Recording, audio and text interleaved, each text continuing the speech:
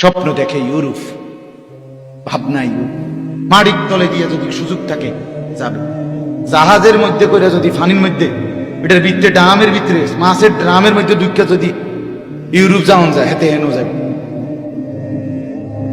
কথা বলছি, তার জীবনের টার্গেট, স্বপ্ন, সাধনা। একবার আমি একজনের দেখছি ইউরোপ, সত্যি কথা, আমার শায়েখ আল্লামা মুফতি মুশতাকুর নবী কাসিম হুজুরের কাছে আইছে, এ বেটা তাবিজ দিল কি, তাবি ইউরোপ যাও না। আগে তাবিজ আছে হুজুরের সামনে, আমিও আছিলাম, এখান থেকে এই পর্যন্ত, এখান থেকে এই 22টা তাবিজ, 22 জন বড় বড় পীর বুজুর্গ থেকে তাবিজ লইছে ইউরোপ যাও না। কিন্তু তাবিজের মেয়াদ শেষ, মগর ইউরোপ হেবড়ার কোহালে জোটে না।